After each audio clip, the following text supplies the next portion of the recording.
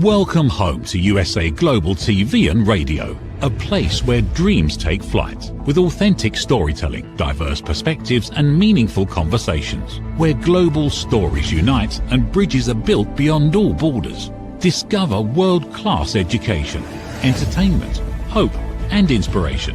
Together, we're building bridges worldwide. Subscribe to our channel, USA Global TV. Download our app, USA Global TV. Be our guest or join our team. Visit usaglobaltv.com. Thanks to our founder and executive producer, Dr. Jacalyn Kerbeck. Music score by Yeffy Tang from Cloud Road Music. Voiceover artist Mike Porter. Creative direction by Paul Garcia. USA Global TV and Radio. Your home for global connection. All rights reserved. This video and its contents are the exclusive property of USA Global TV and Radio. Unauthorized use, duplication or redistribution in any form is strictly prohibited. Howdy. How do you become successful as an author? Today we have one who is very successful, and we'll learn some of those insider secrets. Deborah Wilde is a Canadian author. She's best known for her humorous, fast-paced urban fantasy and paranormal women's fiction. Over 24 books, good brand name, lots and lots and lots of success associated with her. Deborah, please join me up here on stage. Hello, nice to be here. Very nice to have you today. You have a brand new series coming out in October. Tell us about that. Yeah, so I have 4 complete series, and one of them featured a heroine who was over 40, which doesn't happen a lot in urban fantasy. Generally, the heroines tend to be in their 20s. And I had a wonderful time writing an older heroine with sort of the challenges and creative opportunities that allowed me to do. And then I decided, I wrote another series where again there was a younger heroine, and then I decided to go back and write another over 40 heroine in my new series. And so that is Gollum for Broke, my Mad Queens Inc. And I've got, a smart woman in her 40s having magic adventures and some swoony romance. Okay. So this is a character from an earlier one that... No, this is a brand new one. So none of my series, even though all my series take place in versions of my hometown of Vancouver, Canada, there's no connection between them. They all have different magic systems. They're all completely different characters. Okay, understand. So part of your success, I'm sure, is the fact that you were a screenwriter for a number of years. Tell us about that part of your life. Yeah, I was lucky enough to be a screenwriter for 12 years. I did everything from live action adventure to animation series to dramedy, and it absolutely gave me an amazing foundation in craft and writing. Things like, for example, at the time I was writing for cable, so there were commercial breaks. How do you, craft your act outs so that people want to come back when the commercial break is over? So things like that have translated to chapter ends for me. How do I get people coming back, when it's 2 days later, but they just need to, they need to know what happens. And structure and theme. And so all that kind of stuff was an amazing training ground for me to then move into my author career. It's interesting. I watched a movie, it hasn't been that long ago, 3 years, I think it was on Disney or something, about the making of the movie The Godfather. Oh, wow. Mario Puzo. Yeah, I love that movie. Anyway, the book had been written and they decided they wanted to make a movie about it. Of course, they had a lot of concern about the mafia seeing the movie, et cetera, et cetera. Anyway, but the thing that they had, the biggest problem they had in producing that movie is they didn't have a screenwriter. And they hired Puzo to do the screenwriting. And, he's an author. He's not a screenwriter. There's total difference in those two careers. I mean, and it wasn't obvious to me at that point in time. And then I started thinking, okay, you have scenery, you have people coming in, you have a certain area you have to work with. And it's actually probably a much harder career than just writing a book. I think it's just different. And it's interesting, talking about that Puzo wasn't a screenwriter. I was a screenwriter and I don't know how to do adaptations. Like, I actually have no desire to adapt my own books. As much as I would love to have somebody else produce them and make them into a series, I don't want to be that person because that's its own skill. That's a very specific skill within the skill of or the craft of screenwriting. Okay, so what kind of experience did you have to become a screenwriter? Well, so the reason I got into it, I had done my undergrad. Oh, well, I had a master's in film theory, which was possibly the most useless master's degree you could have. My parents were very proud. I had a master's in watching movies. Um,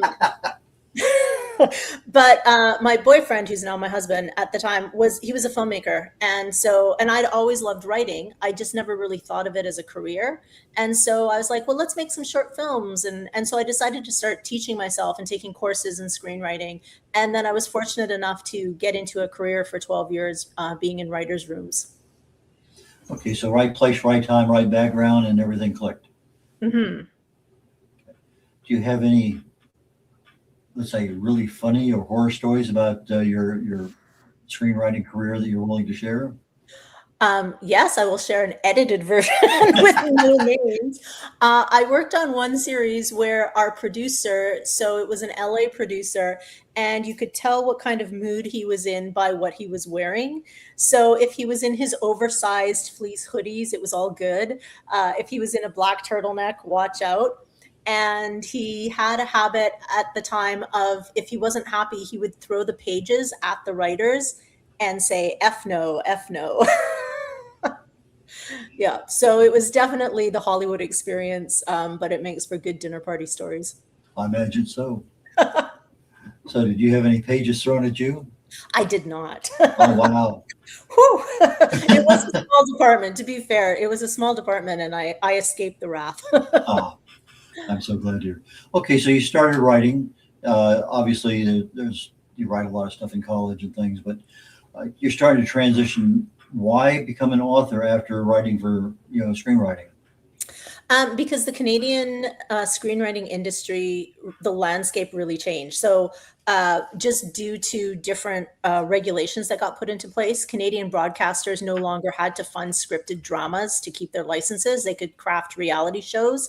And because those were a lot cheaper to produce, obviously, they all started doing that, and I just got very tired and burned out of being in this loop where I would get hired and then the show wouldn't happen, or something I had would be optioned, but then at the last minute it wouldn't be greenlit because they would go the reality direction.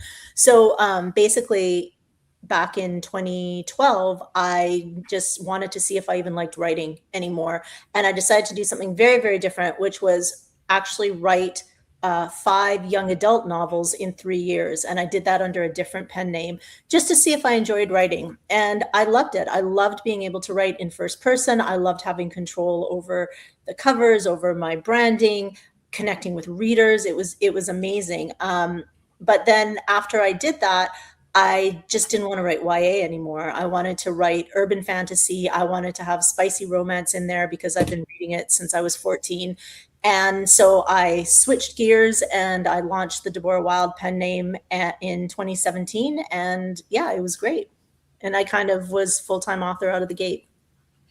Okay, when you're writing, you have time because, like I said, 5 books in 3 years. So you write something and you have time to edit it. On as screenwriters, you have a schedule because the show is going to go on at a certain point in time. So that editing is really, I'm sure it's there because it has to be there, and it's probably also a larger group editing because everybody needs to have some part in whatever. But now it's yourself, and you have your own characters, you have your own location, time frame, whatever is going on. Now you're the writer and the editor and the person responsible for everything. So was that significantly different than just doing screenwriting? No, I think because I was so used to, in screenwriting, as you said, like you have this deadline and like the show's going to go out. So these things have to be done and they're going out regardless of how, whatever your own personal, like, oh, I love this, I want to do more. You can't be too precious. You do your very, very best. You set a deadline and then it's going to be shot. And I think that just stayed with me. So when I set deadlines, even though I was setting the deadlines, I that's what they were, you know, and I built in one thing I did bring over from my screenwriting days was a very extensive editing process. I've worked with the same editor on all 25 of my Deborah Wilde books. And we have a very extensive editing process. I do 2 rounds of developmental editing, so full deep dive editor letters, you know, really digging into theme and character. And, you know, then we'll do 2 line edits where we're just really tightening up. We're looking for more opportunities for humor. And then it goes to a proofreader. Okay.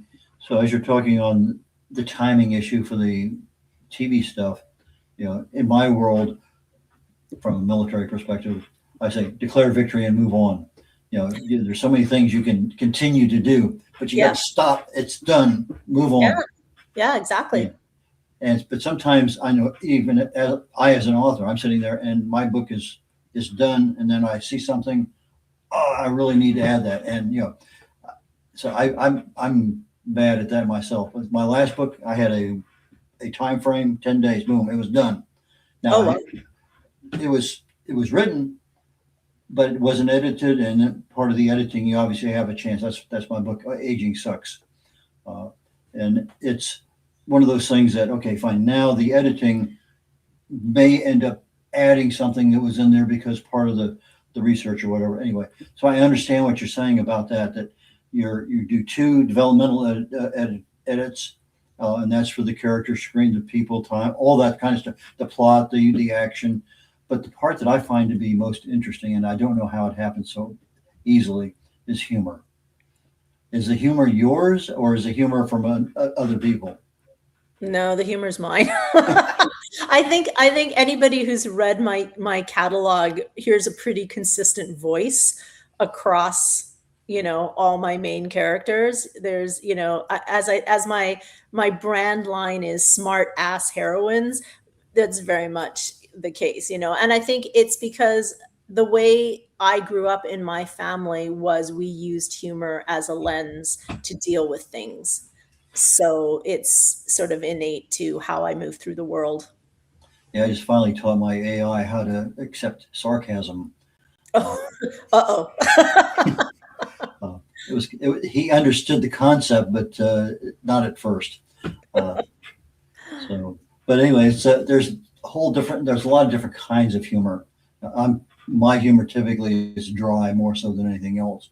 What kind of humors do you put into your characters? I mean, I would say snarky, wry. There's a lot of self-aware, um, sarcastic humor. One thing I don't do and I'm not interested in doing is punching down. I don't like comedy that punches down. I would rather have a character be more observational or, you know, comment on a situation, but I want my books to be inclusive, not to, you know, make people feel bad. Like I'm writing books to make people laugh, to make them happy, to let them escape. And I think more and more in this world, we need some fun places you can just escape to, and that's what I want to do. Okay, so you wrote 5 books in 3 years. That was my YA. Yeah, that was the young adult pen name before Deborah Wilde. Okay, and that's part of your 25 books, though, right? No. Oh, it's not. So you 30 books. No. The 25 is just Deborah Wilde. Okay, so you have 30 plus books. Yeah, but I took down all the YA books because I need to like recover them, and I don't have the energy to market all of them right now. I'm so focused on this brand. So yeah, for all intents and purposes, they're not available. Yeah, I'd like to go ahead and focus a little bit more on your writing part, and then we'll get into the business part of things, because I think that's just as fascinating as everything else. And that's a part that most of us authors don't master very well because we don't have the skills. Like I can write, but I can't market. So it's one of those kinds of things. It's a skill you have to learn or pay somebody to do. And sometimes that works, sometimes it doesn't. But anyway, so you're writing. Do you use AI for anything at all? Not for writing. No, Okay. because for me, like, I feel like I have the foundation in structure and theme from my screenwriting, and dialogue is my happy place. So I don't really want to farm that out. You know, AI definitely has its uses, especially when we can talk about it when we get into the marketing side, just with GEO and discoverability and, you know, just the realities of how you have to be accessible and be found. But yeah. Yeah, I use mine basically for brainstorming, but he did Mm. produce the cover for my book, which I was very grateful for. Uh, so that worked out very nicely. So let's talk about covers for a minute. How do you do your covers? I have cover designers I work with. Okay. And actually, it's really funny because I have this one cover design. I have a few that I've worked with, but the one I've worked with the most, it's really funny because we'd worked together for, I don't know, 7 or 8 years on several series before I realized that he was also based in Vancouver. I had no idea. So, yeah, I like supporting the hometown creatives. Uh, So the consistency from one book to the next, from the cover perspective, you might change a basic color, but they're all very similar. So that's not the same editor. I mean, designer. It's a couple, three different designers. Yeah, I think actually across my series right now it's three different. You're correct. It's three different designers. The colors tend to be similar color palettes just because that's what urban fantasy readers are expecting. There's sort of a similarity of content. I'd say that the one that is the most different is my Magic After Midlife series, which is the first one that I did with an over 40 heroine, because it doesn't have a figure on the cover. It has items like a shoe, a hat, a purse, yeah, and that was more because that was the nature of the paranormal women's fiction covers coming out. Do you have any personal experience with paranormal? Uh, Not really, no. I'd like to have more in my fantasies. It'd be Uh, fun. my daughter used to be a guard at a prison, and there Oh, was a well-known ghost there that loved to pull on her hair, and so she is out there standing, guard duty on second floor. Or what anyway? And so somebody's playing with her hair, and so she turned around. Of course, everybody knew the ghost is George. That's what they called him for years. But she was also ops boss at one point in time, and she's walking, 2 o'clock in the middle of the morning, uh, and all of a sudden, inmates walking down the hall in front of her, and so she's just about ready to say something. He walks through the wall. Yeah, so yeah, there's oh, lots lots of things out there that uh, can get your attention. So yeah, I um, believe it. I absolutely believe it. so you're welcome to either one of those two for your future Thank you. books. The inmate one is really creepy. So, but anyway, I don't know how you could incorporate that outside of a prison, but I'm sure it can easily be done as some kind of character development. Who knows? Uh, so okay, so you get your covers, and how many times do you go back and forth on editing your covers? Because I like that one. Let's go with it. There's usually a few rounds of revisions. I'm pretty picky. Like again, because my books are humorous, I try to convey that in some manner in most of my covers.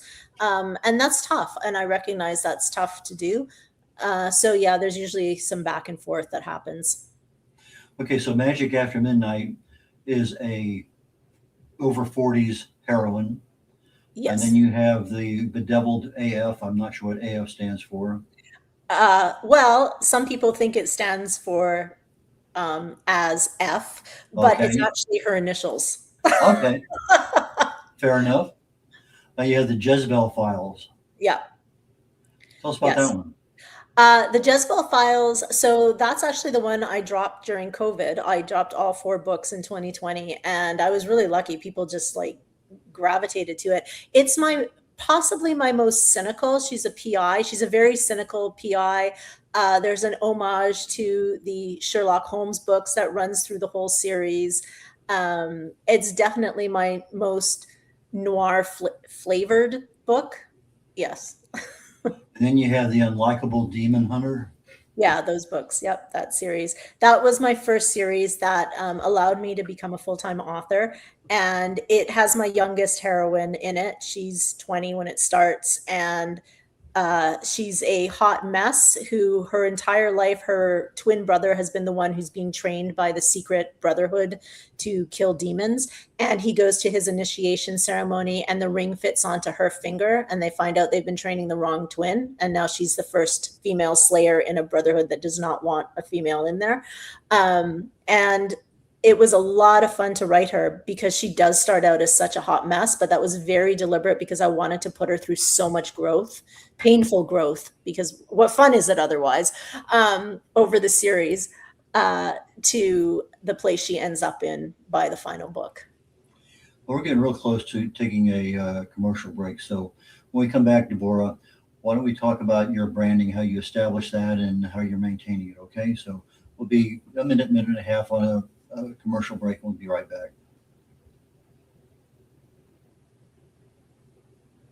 What if many of the problems we associate with aging are not random? What if there are identifiable causes behind declining energy, chronic disease, and memory problems?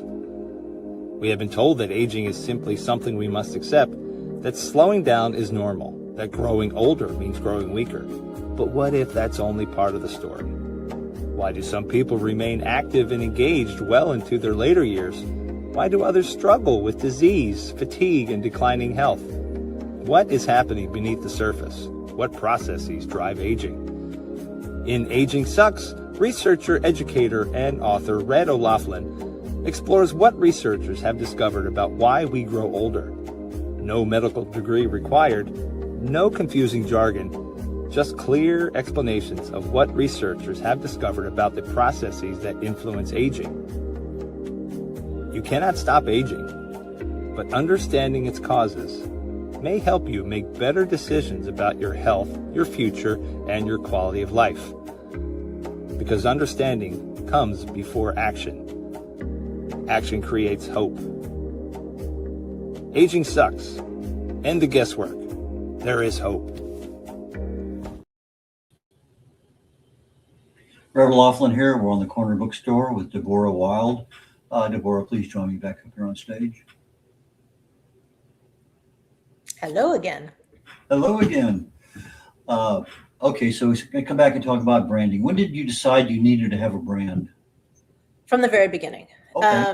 Again, I think this comes from my indie filmmaking days, writing a lot of grants and, funding documents and stuff, that you had to really understand who you were and what you were selling. So yeah, from the beginning, I was very conscious of, okay, this is what I want the Deborah Wilde brand to be. Now, that said, it went through iterations. Like my current branding line was not the original tagline I had. My Shopify store, my direct sales bookstore, Deborah Wilde Books, we rebuilt it like 3 times before we got to this version. So there's been a lot of iteration along the way, but I always knew, like, how am I immediately giving the impression that I am writing funny, sexy urban fantasy books. Okay, now when you started selling your books, you started selling them from your website? No, Shopify wasn't even an option because this was 2017 when I started selling. So that wasn't even an option at the time. So I went into Kindle Unlimited. I was all in the subscription service of Amazon and exclusive to Amazon. And I had a very good run. But I didn't like having all my eggs in one basket. So in 2022, I started moving wide to other retailers. And then in 2023, I added in the Shopify component of my own bookstore. And then that was sort of a couple years of figuring out that whole platform and how to connect with readers that way. Amazing what's happened in the last 10 years, isn't it? It really is. So, okay, so you have your ebooks and you have your paperbacks. You also have hardcovers? Nope, but I have audiobooks as well. Okay, that was the next question, audiobooks. Yes. Tell us about how you started and how you maintain your audiobook part of your business. So the audiobooks, when I started, because again, this was 2017, and it was nowhere near as simple as it is to produce them now. So at the time, Tantor, who works with a lot of indie authors, they offered for my Unlikable Demon Hunter books, and I was very happy to give them the rights to the series and have them do it so that I would have audiobooks out there. And then by the time my next series came along, the Jezebel Files, the tools were out there that it was a lot easier. ACX through Amazon had made it much easier to produce audiobooks. So that's when I started producing my own audiobooks and funding my own audiobook production. And so I've done that for all the rest. And I actually just got all the rights to the Tantor original series back because it had been the 7 years. And I'm just right now finishing the final book, re-recording it with the narrator who was the original narrator for Tantor and who subsequently did 2 other series of mine as well, who's wonderful. How do you find this guy? Well, Holly I found because she had narrated the original Unlikable Demon Hunter book. So when I was producing the Jezebel Files and listening to tons and tons and tons of audiobook narrators on ACX, you can listen to their samples. No one had that sort of sense of comedic pacing and timing and that she had. So I actually reached out to her and said, hey, would you be interested in doing this? And then she was just wonderful to work with, and it went from there. Yeah, humor really does require timing. There's no doubt about it. It really does. Yep. I mean, you're off just a little bit, and it's not funny. It's Yeah. just it's an art form almost. It really and truly is. Yeah. And there's a balance between like the humor requiring a certain pace, but then also the pace of what an audiobook requires for Mhm. people to follow along. So yes, I've been very lucky to work with very talented women who are voicing my characters. Do you have any books in any foreign languages? I do actually. So the Unlikable Demon Hunter books, Bedeviled AF, and Jezebel Files, and Magic After Midlife. Those are all in German. And then Jezebel Files and Bedeviled AF are also in French. And it's a combination of publishers who publish them and some of it that I funded and hired translators to do. And I'm interested in doing a bit more in French and also exploring Italian, but I just can't take on any more projects this year. It's been a lot, and I just want to like calm down a little bit. So those are going to have to wait. Okay, so this is part of your being an author, business owner, and Yes. you're expanding your brand into other countries. Yeah. And that's not an easy. You got rights issues. You got all sorts of things that you have to. Legal issues that Yeah. are completely different in Germany than anywhere else. And so, how do you go about learning all this? It doesn't come from AI, I'm sure. No, it comes from a lot of research. It comes from being in author groups with people who are doing this and learning from them. That's probably the biggest part for me. I don't actually trust AI to necessarily return the correct information when it's going to be things like legalities. And, I would rather have people who've researched these things and, perhaps are native language speakers and understand what's going on there. So yeah, a lot of learning from other authors. Yeah, it's interesting. I write on health and wellness, and I'll come up with something way deep, and then I'll take that to do you concur, and then I'll take it to another one, and so I try to get 2 or 3, and I said, is this real? And it's amazing how many times that I have a citation for, you talked about GEO earlier. I have a citation, for this particular statement, but AI will come back and say, that doesn't exist. And I said, okay, that's nice to know. Yeah. But we have SEO, AEO, and GEO, so you're very adept at those things right now, I assume, right? Adept, finding my way through, trying to figure out, keep up with the changes as it changes every 10 minutes. The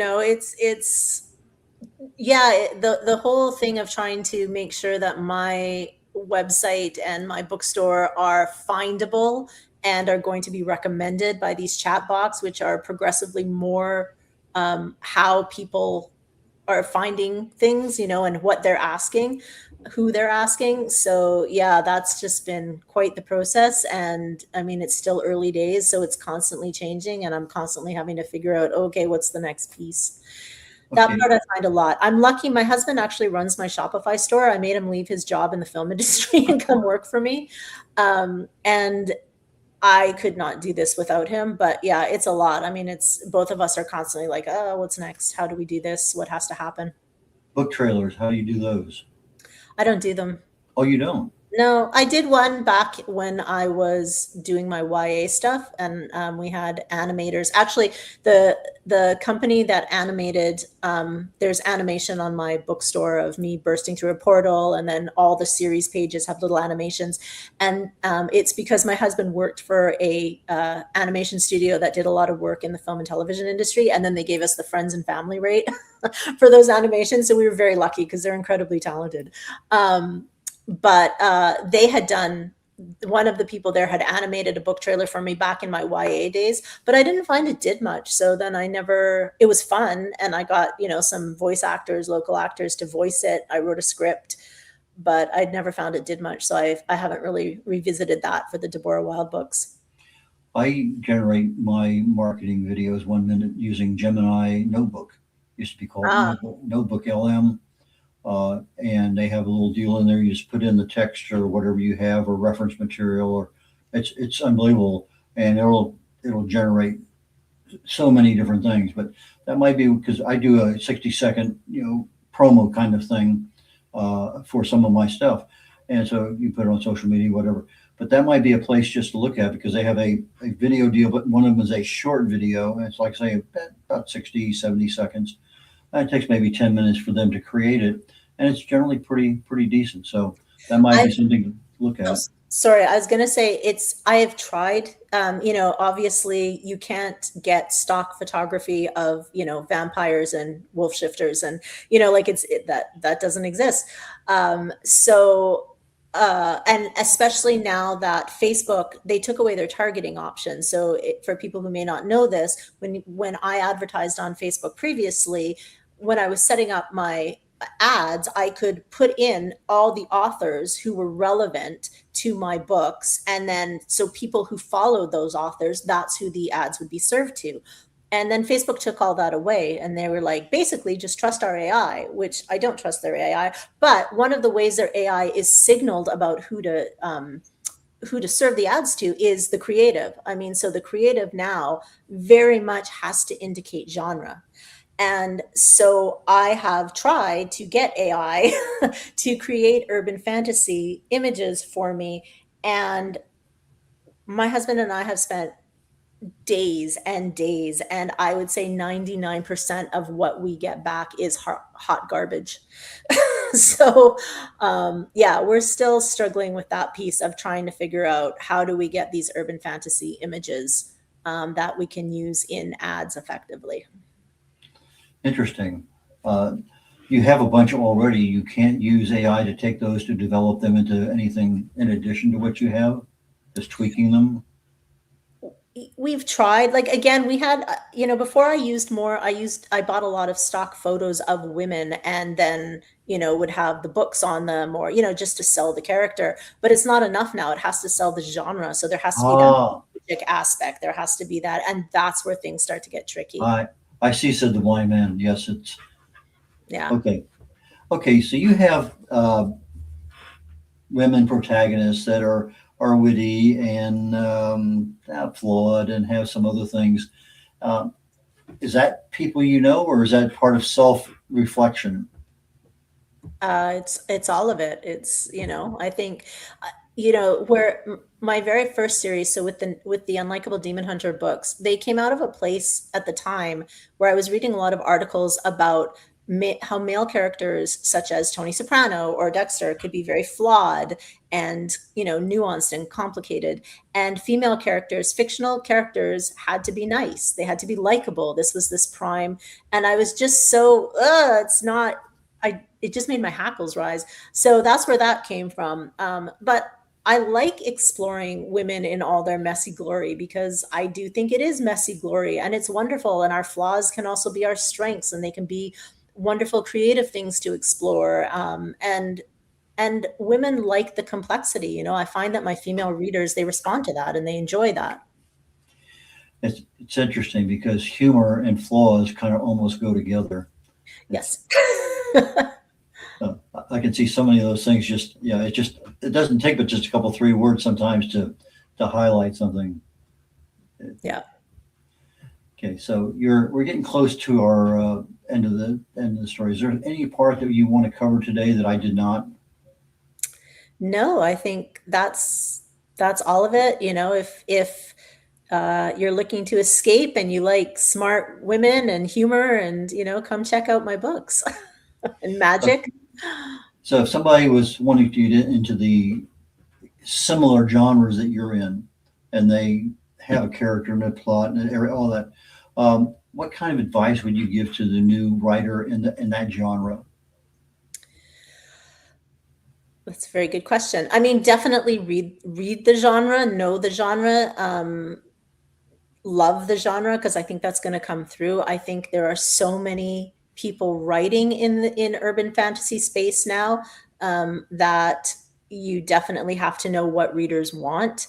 And the other thing I'd say, just generally to people starting out in whatever kind of fiction, is you don't need to do all the things. There's lots of things, and do what is going to make you happy, what is going to allow you to remain sustainable in your writing, and don't worry about doing everything else at once. It'll all still be there. And specifically the need for developmental editors to help you along the way. Well, editing, I'm a firm believer in in the editing, importance of editing, but I'm thinking more like this direct sales and if audiobooks are too much, don't do them yet. If, a Kickstarter is too much, don't do it. Like it's all those other things. But keep going with the craft, and keep going what makes you happy and allows you to keep writing. Okay, so write and then become a business owner. Yeah. Deborah, how do people get in touch with you? Do you have anything going on? Any speaking things or any signing books, or how do people get your books? Well, my books are available on all the major retailers. So Amazon, Kobo, Google Play, Apple, Barnes & Noble, they're all there. The best place to get them is direct from me at DeborahWildeBooks.com, because I have discounted bundles that I don't sell anywhere else. You get early releases on my store. You'll get flash sales. So that's the best place, is to come shop directly from me. I don't have any signings or anything planned this year. But I am on Facebook. You can find me, Deborah Wilde Author, on my page. Say hi. I'm always posting over there. And I also do have a reader group on Facebook, which is Deborah's Wild Ones. Fantastic. Deborah, I had a lot of fun today. Thank you so very much for joining me. Thank you so much for having me. And I wish you success on your books coming out in October. Take care. Red O'Loughlin here. We're on the Wild Ones. We're on the Corner Bookstore on the USA Global TV and Radio Network. I'm a researcher. I research the human body at the cellular level. Chemically speaking, I look for cause and effect relationships. My latest book just came out a couple of months ago, actually in July, not even a couple of months ago. It came out earlier this month. And I take something that's generally fairly complex, and I try to put it in plain English for people to understand. And so the aging book, it's not a health book. It's not an anti-aging book. It's not a longevity book, but it's a book that helps people understand what actually goes on in the body when you're aging, because there's a lot of things going on all at the same time, some good, some bad. And so that's what the book is there for. I have another show coming up here literally in about 20 minutes called Talking Heads. And today I'll be talking about a topic called anabolic resistance, kind of like insulin resistance. But today I'm talking about, why do old people kind of lose their muscle mass, their muscle strength, and all of a sudden you start seeing little things hanging under their arms, and they just don't have the energy they used to have. And so that's kind of the focus I have on my talk today. If you have a chance, please join me. If you're on YouTube right now and have not subscribed to the USA Global TV and Radio Network or the Dr. Jacalyn Kerbeck Network on YouTube, please seriously consider joining. It would really make a difference for us. And I'm going to turn you back over, and we will catch you next week. Take care. Bye, y'all.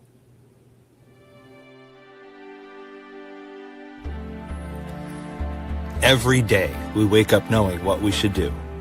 We know we should take better care of ourselves. We know we should have the difficult conversation.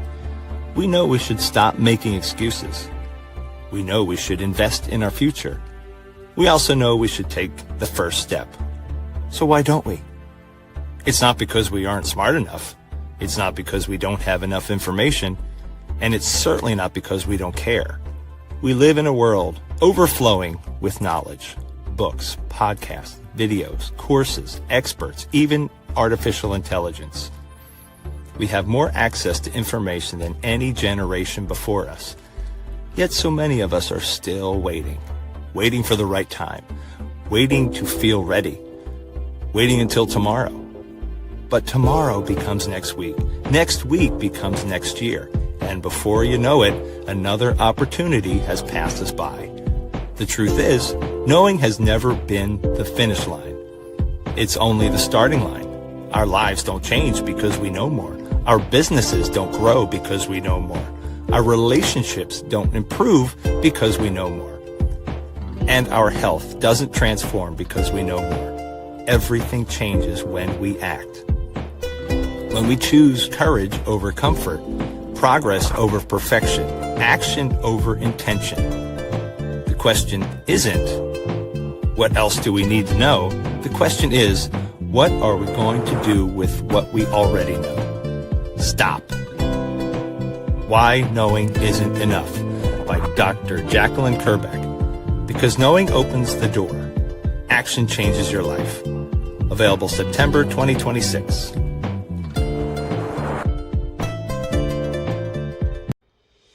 Every great story begins with a vision. At USA Global TV and Radio for years, we've been providing world-class education, entertainment, inspiration, imagination, connections, and hope. Most people don't stay to watch the outro or the credits, but it's the people behind every success, behind every breakthrough, and behind every unforgettable story who matter. The TV show hosts, our guests, our sponsors, our publicists, our production team, our distribution team, our search engine optimization team, and so many more. You're the ones who make the difference. Every great story belongs to the people who bring it to life. Our future looks bright at USA Global TV and Radio, and that's because of you, our loyal fan base all around the world in more than 60 countries. Together, we're making a difference because you matter. USA Global TV and Radio, live streaming to over 60 countries. Voiceover, Dr. Jacalyn Kerbeck. Video production and direction, Paul Garcia. Subscribe to our channel, USA Global TV and Radio on YouTube. Thank you, viewers and listeners of USA Global TV and Radio, for joining us today. We're honoured to have your time and attention as part of our global community. At USA Global TV and Radio, we believe in the power of authentic conversations, meaningful connections, and creating a world of possibilities together. Want to be part of something bigger? Join our team of elevated listeners at usaglobaltv.com, a space where your voice matters and your ability to listen transforms relationships. Stay connected with us across all our platforms for thought-provoking discussions, expert insights, and empowering stories. Subscribe to our channels at youtube.com/c/USAGlobalTV. Follow us on social media and explore the endless opportunities we're creating for growth, learning, and inspiration. Together, we're not just broadcasting, we're building bridges and changing lives one conversation at a time. For inquiries, contact us at info@usaglobaltv.com. Produced by Executive Producer and Director Dr. Jacalyn Kerbeck. Voiceover by Mike Porter. Creative direction by Paul Garcia. All rights reserved. Visit usaglobaltv.com to view our full terms and conditions.